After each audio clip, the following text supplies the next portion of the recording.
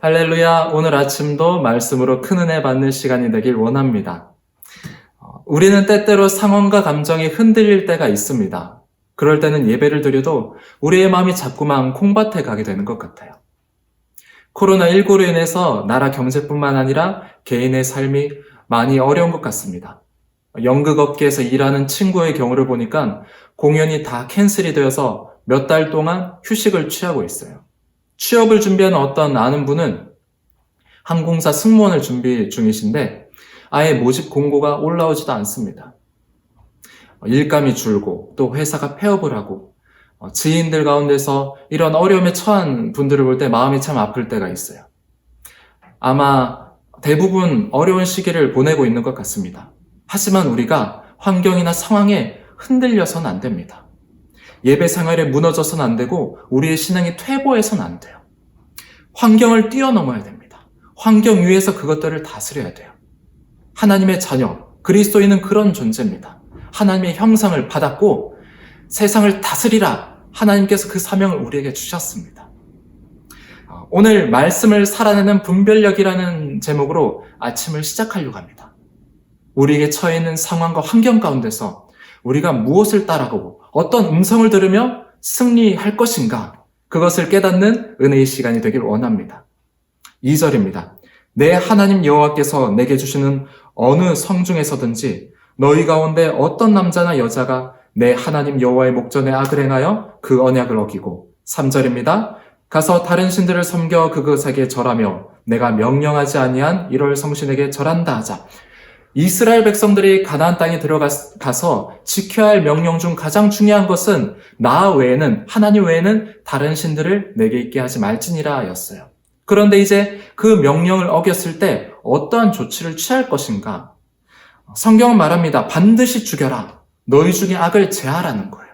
5절입니다. 너는 그 악을 행한 남자나 여자를 내 성문으로 끌어내고 그 남자나 여자를 돌로 쳐 죽이되. 7절입니다.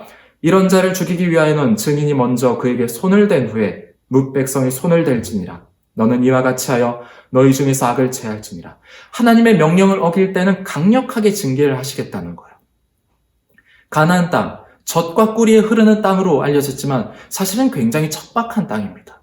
이른 비, 늦은 비, 때에 따라서 비가 내리지 않으면은 한 해 농사를 망쳐버리기 십상인 땅이었어요.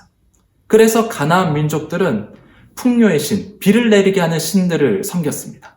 해, 달, 별들을 섬기면서 풍요로움을 그렇게 빌었어요.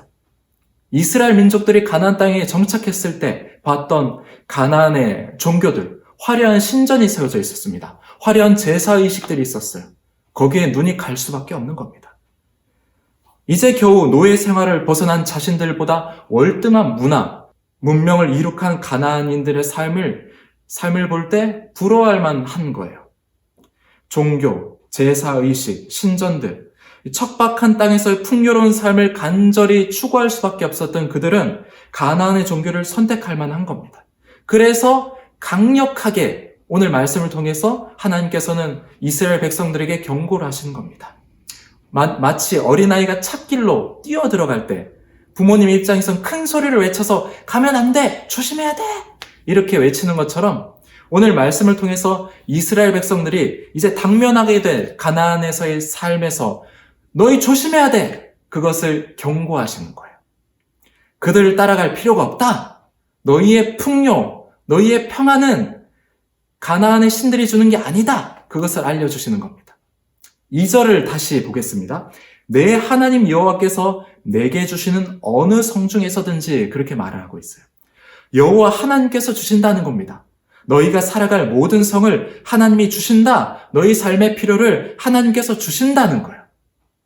이스라엘 민족들이 가나안에 정착할 수 있는 어떤 능력이 있어서 가나안 땅에 들어간 게 아니잖아요. 하나님께서 10가지 재앙으로 이스라엘을 이집트에서 탈출시켜 주십니다. 홍해바다를 가르셨어요. 해와 달을 멈추시면서 아말렉을 물리치십니다. 요단강을 말리셨고 여리고성을 무너뜨리시고 수많은 왕들과 민족들을 무너뜨리시고 가나안 땅으로 이스라엘 백성들을 보내시는 거예요. 하나님은 이스라엘 백성의 모든 것이 되신 분이었어요. 그래서 이스라엘은 분별해야만 했습니다. 무엇을 따를 것인가? 어떤 음성을 내가 따를 것인가? 그들 앞에 놓여진 풍요로움을 쫓아서 최신식 문화를 따를 것인가? 아니면 나의 삶에 함께 하시는, 우리에게 역사하신 하나님의 음성을 따를 것인가? 결국 내 삶에서 하나님을 인식하는 사람은 분별하게 됩니다.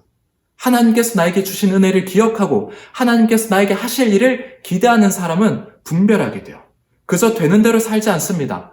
어떻게 살아가야 될 것인가? 무엇이 하나님의 뜻인가를 정말 정확하게 분별하면서 살아가게 돼요. 여러분, 분별한다는 것은 아는 것만이 아닙니다. 알고 행하는 것이 진정한 분별력이에요. 2절을 다시 한번 보면 하반절에 여호와의 목전에 악을 행하여 그 언약을 어기고 라고 합니다. 목전에라는 말은 보는 앞에서라는 말로 직역할 수가 있어요. 그러니 하나님께서 지켜보시는 가운데 하나님께서 날 보시는 걸 알지만, 하나님의 말씀은 그렇지만, 나에게 주신 법은 그렇지만 나는 그렇게 하지 않을 거야. 아주 고의적으로 의도적으로 저지르는 죄악을 말하는 거예요. 여러분, 아는 게 중요한 게 아닙니다. 내가 성경 지식을 얼만큼 아느냐, 그게 중요한 게 아니라는 거예요. 귀신들도 예수님 알았어요. 다윗의 자손, 하나님의 아들 알았단 말이에요. 하지만 예수님을 경배하지 않았고 예수님을 따라가지 않았다는 겁니다. 아는 게 아니라 따르는 행위, 삶이 중요한 거예요. 그게 믿는 겁니다. 그리스도인은 말씀을 머리로 이해하는 사람이 아니에요. 말씀이 나를 살게 해야 됩니다. 하나님의 입에서 나오는 모든 말씀으로 살아가는 사람이 바로 그리스도인이에요. 그 말씀을 먹고 소화해서 내가 말씀으로 믿음의 장성한 분량에 이르기까지 성장해야 되는 겁니다. 내가 말씀을 어떻게 살아낼 것인가? 말씀으로 내 삶을 어떻게 비춰봐야 될 것인가? 어렵더라도 말씀을 어떻게 살아낼지 몸부림치는 사람, 그게 없으면 영적 어린아이예요. 영적 어린아이는 세상 밖으로 나갈 수가 없습니다. 영적 전투에서 싸워서 승리할 수가 없어요. 세상의 악한 문화 가운데 이길 수가 없습니다. 왜냐하면 하나님의 말씀이 우리의 유일한 공격 무기이기 때문이에요. 에베소서는 성령의 검, 곧 하나님의 말씀을 가지라고 우리에게 말합니다.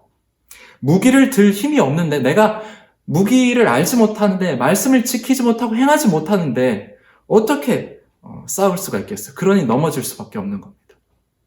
말씀으로 연단받아야 돼요. 강력한 성령의 검으로 세상을 이길 수 있을 때까지 우리는 말씀으로 연단받아야 됩니다. 말씀이 지식이 아니라 내 것이 되기까지, 말씀이 나와 어떤 구별된 다른 것이 아니라 말씀이 나 자신이 될 때까지 우린 연단받아야 돼요. 말씀을 읽고 그것을 삶에 투영해보고 말씀으로 내 삶을 연단받아야 됩니다. 그렇게 말씀을 살아내는 장성한 분량에 이를 때 우리는 영적 싸움을 아주 담대하게 할 수 있을 거예요. 그렇게 되면 세상에 안 집니다. 하나님 믿으면서 다른 신들 안 섬겨요. 다른 문화, 가치관, 지식 안 따라갑니다. 분별할 수 있게 되었기 때문이에요. 분별이 가능케 되었기 때문이에요. 말씀대로 살아가기 위해서 어떤 것을 따라갈 것인가, 그게 분별할 수 있게 되었기 때문입니다. 말씀을 마칩니다. 여러분, 분별하셔야 돼요. 말씀으로 내 삶을 비춰보면서 말씀으로 연단받으셔야 됩니다.